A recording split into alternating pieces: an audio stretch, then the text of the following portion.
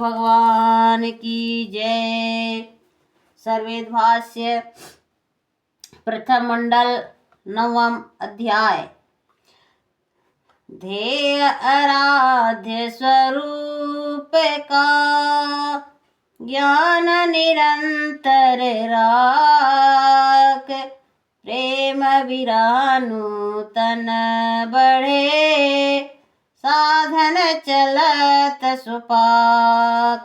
परमराध्य महाप्रभु का अपने में ज्ञान सदैव रखने से प्रेम और विरह का नया विकास होता है और साधन सुंदर रीति से सद्गुरु आधार पर प्रगतिशील रहता है। अतः साधक को ध्येय का निरंतर ज्ञान रखते हैं, जिसे उनकी अनुभव गति सदैव विकसित रहती है। ध्येय के ज्ञान बिना ध्याता अपने लक्ष्य को नहीं प्राप्त कर सकता। अतएव ध्येय का सदैव स्मरण रहना चाहिए।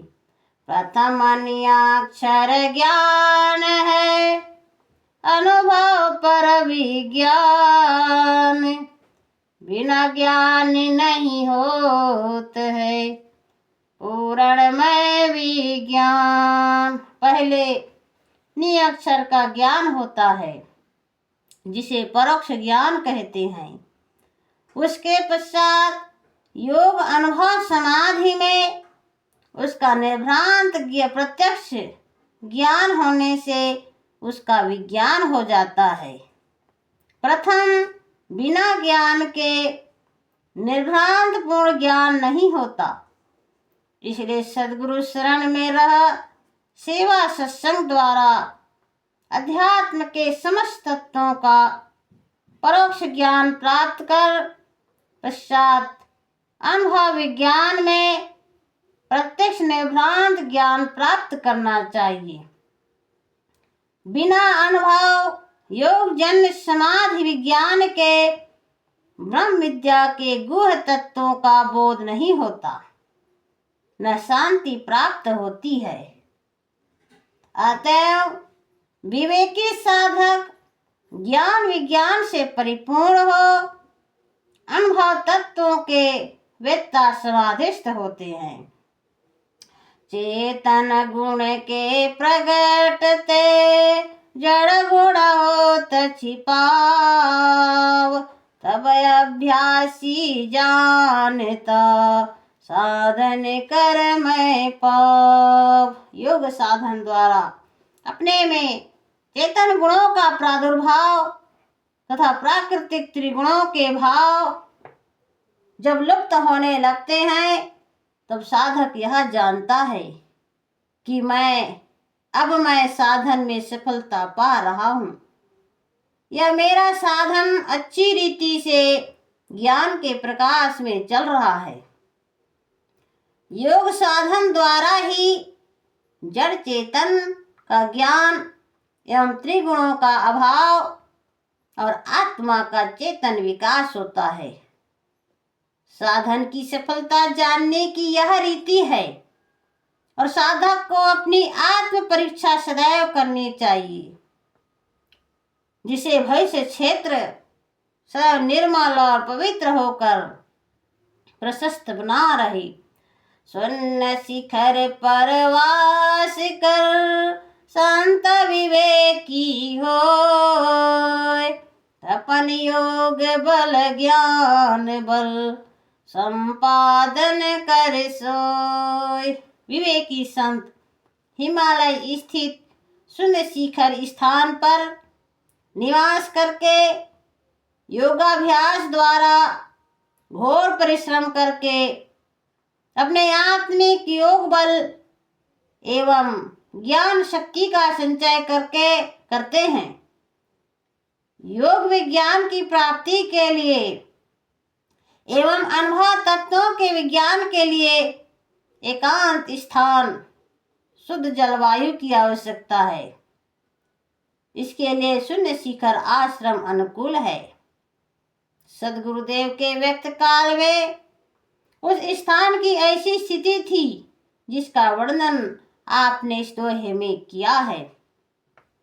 सुन्न शिखर की कंदरा की जय योग्याभ्यास, चेतन गुणन विकास है, प्रकृति गुणन करनाश।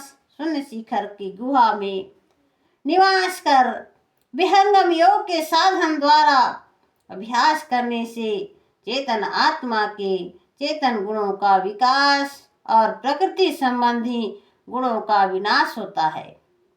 शून्य शिखर की वही कंदरा है जिसमें रहकर ग्रंथकार ने इस सर्ववेद की रचना दोहे में की थी।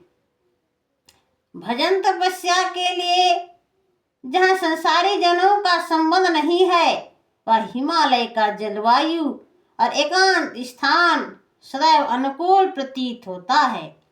सुन्न शिखर की कंदरा योगिन की वह धाम, सर्वसिद्धि पर प्रदायनी होवै पूर्ण काम। सुन्न शिखर की कंदरा में योगी जन वास करते हैं एवं यह सिद्ध जीवन मुक्त योगियों का धाम है, जहाँ प्राचीन काल में जीवन मुक्त योगी आकर दर्शन दे निवास करते हैं। यह सर्व सिद्धियों की प्रदायिनी गुहा है, जिसमें निवास कर भजन तपस्या करने पर सर्व फल मनोरथ पूर्ण होते हैं। योगियों के आश्रम पर चिरकाल के तपस्वी अनुभवी योगियों का दर्शन होता है।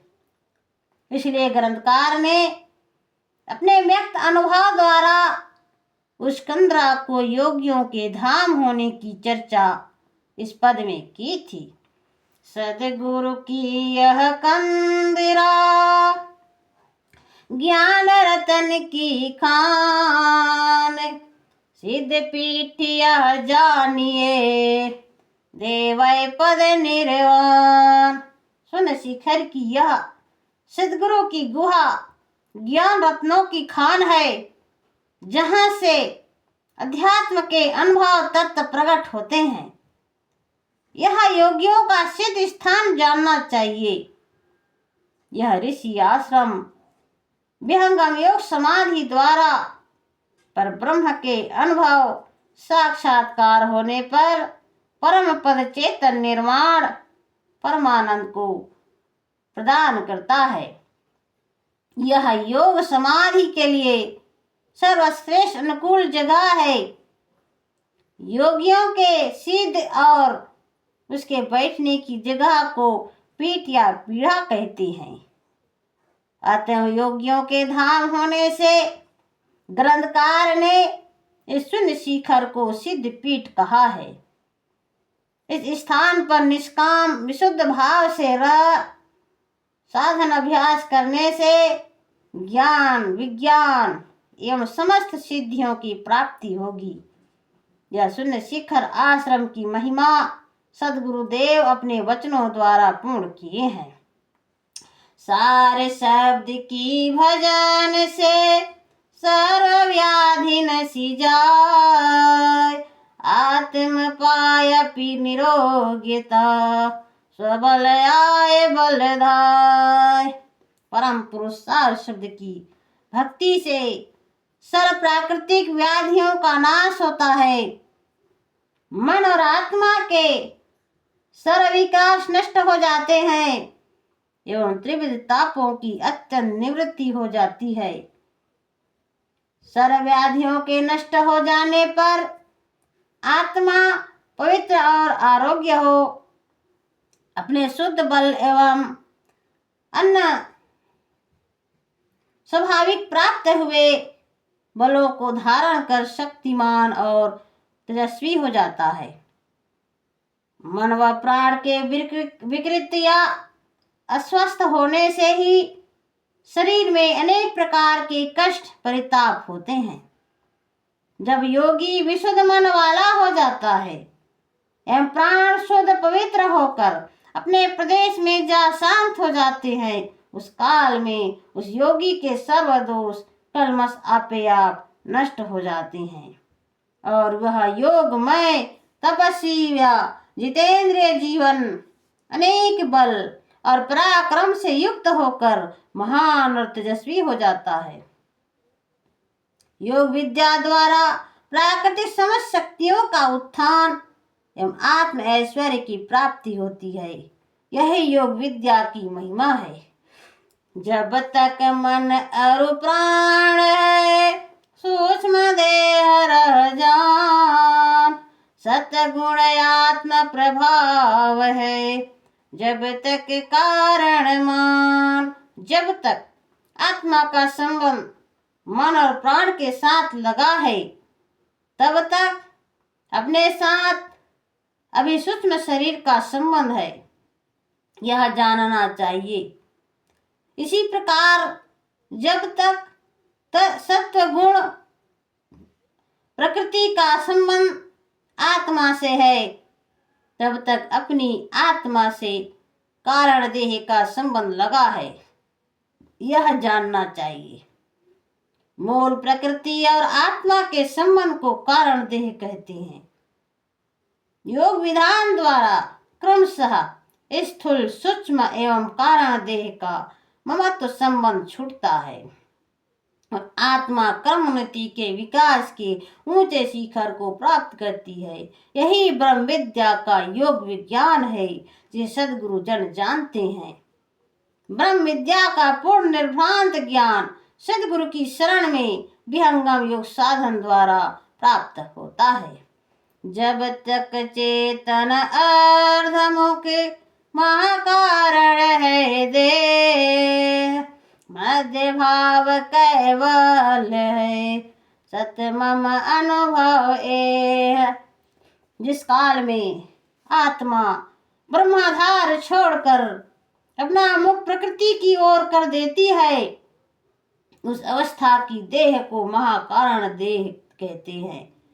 एवं जब तक आत्मा चेतना प्रकृति मुख न होकर अपने चेतन स्वरूप में विस्मित रहती है, न अपने शुद्ध स्वरूप का ज्ञान न प्रकृति मुख गमन है। इस भ्रमयुक्त चेतन मध्य अवस्था को कैवल्य देह कहते हैं। अहम ब्रह्मास्मि यह भाव जीव के प्रकृति मुख आने का प्रथम कारण है, इसलिए यह अवस्था अज्ञान की है। जबकि आत्मा को अपने स्वरूप में भ्रम हो जाता है और अभिमान भ्रम युक्त अवस्था के होने से प्रकृति मुख गति हो जाती है। प्रकृति के संबंध से वह नीचे आकर जगत व्यवहार माया प्रपंच को पाकर आवागमन जरा मरण अत्यंत दुख को प्राप्त करती है। यही आत्मा की अधोगति अर्थात अर्ध प्रवाह है। इसी को आवृत्ति और आत्मा का पतन कहते हैं। गगन मंडल में शांत है, चेतन अमृत नीर, शब्द स्वरूपी हंस है, चुगत मोती धीर। जहाँ महामंडल में भरा हुआ चेतन शब्दामृत ब्रह्मानंद शांत है, उसे शब्द रूप होकर विहंगम योगी धीर संत अपने शुद्ध हंस रूप से उस मान सरोवर की मोती को चूमते हैं। अर्थात विहंगम योगी अपने शुद्ध आत्म स्वरूप से शब्द महामंडल में सोम रस का पान कर कृत्य कृत्य हो जाते हैं। दिव्य दृष्टि अंतर खुले, चेतन त्राटक होय, सारे शब्द अनुभव चले, सुरति से निरति बनो। अंतर की दिव्य दृष्टि खुल जाने पर ब्रह्म का प्रत्यक्ष दर्शन होता है। फिर साक्षात्कार होने पर चेतन त्राटक द्वारा सुरति से निरति स्वरूप हो जाती है। हो जाने पर सार शब्द का प्रत्यक्ष अनुभव साक्षात्कार प्राप्त होता है। किसी वस्तु के प्रत्यक्ष होने पर ही उसकी प्राप्ति का उपभोग होता है। इसलिए इस पद में दिव्य दृष्टि के हो जाने पर चेतन प्रकाश में चेतन त्राटक का उपदेश दिया गया है। ध्यान के पश्चात समाधि एवं पूर्ण लक्ष्य की प्राप्ति होती है। सार शब्द गुरु गाम में निश्चय अंतर ठाम, विरह युक्त अनुराग से सहज दृष्टि निष्काम। विरह प्रेम से युक्त निष्काम हो, अनुभव योग की सहज दृष्टि से अंतर्भेद लक्ष्य में स्थिर हो सद्गुरु विधान द्वारा सार शब्द की प्राप्ति होती है। साधक जब योग की विशिष्ट अवस्था को प्राप्त कर लेता है तब यह स्थिति उसे प्राप्त होती है और सहज दृष्टि से चिदाकाश में सार शब्द का अनुभव करता है। प्राण साधारण रेच कर मानव पवन को बांध, योग युक्ति अंतर चढ़ो ज्ञान विराग प्रसाद। अनुभवी विवेकी साधक ज्ञान और वैराग से पूर्ण होकर अंतरस्थ अल्प वायु को बाहर फेंक कर मन और पवन को स्थिर कर योग की सदयुक्ति से अंतर्भेद रहस्यमय लक्ष्य की ओर चढ़ जाते हैं। इस दोहे में मन और पवन को स्थिर कर अंतर प्रदेश में चलने का उपाय बतलाया गया है। ये सहज योगाभ्यासी जानते हैं। बालापन अभ्यास में मम सिर अंगुल राख, अमर पुरुष वह कौन है तत्ववेत्ता यह भाग। बाल्यकाल में योगाभ्यास करते समय मेरे सिर पर कोई पुरुष अंगुल रखता था। अध्यात्म तत्ववेत्ता यह बतलाइए कि वह अमर पुरुष कौन था। सदगुरुदेव जी अपने सिर पर अंगुल निर्देश करने वाले सत्पुरुष की चर्चा करते हैं। बिना सदगुरु के इस अध्यात्म विद्या का गुण रहस्य और चेतन अनुभव चेतन प्रकाश प्राप्त नहीं हो सकता। सदगुरु ही अध्यात्म जगत का पिता और चेतन प्रकाश के प्रदाता परमानंद को प्राप्त कराने वाला है, जिसका वर्णन इस पद में किया गया है। सदगुरु की छत्र छाया में ही आध्यात्मिक जीवन का विकास और परम लक्ष्य परमानंद की प्राप्ति होती है।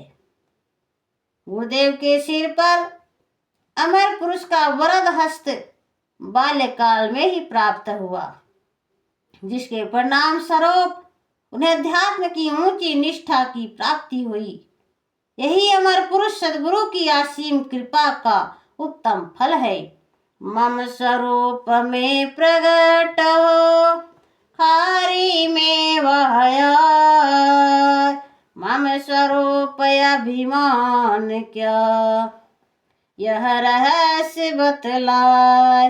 नेत्रादि सदगुरुदेव ग्रंथ रचयिता सदगुरु देव जी महाराज के स्वरूप में प्रकट होकर खाई नामक ग्राम में आए थे।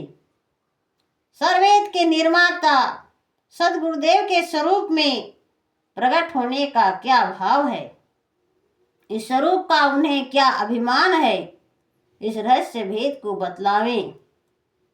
यह प्रश्न समस्त आध्यात्मिक ज्ञानियों से है। सद्गुरु पद को स्वीकृत करने के लिए एवं संसार के आचार्य उपदेष्टा पद को पूर्ण प्रतिष्ठित करने के लिए नित्यनाद सदगुरु सदाफल देव जी महाराज के स्वरूप में प्रकट हुए।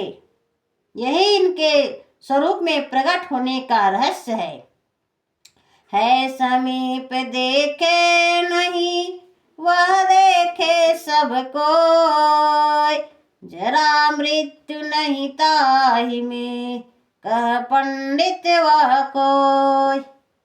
वह नित्य विनाशी सत्पुरुष समीप ही है, उसे कोई नहीं देखता परंतु वह सबको देखता है। वृद्धा अवस्था और मृत्यु उसमें नहीं होती। प्रकृति तथा आत्मा के तत्व भेद को जानने वाले विद्वान यह बतलावे कि वह पुरुष कौन है। सद्गुरुदेव भगवान की जय।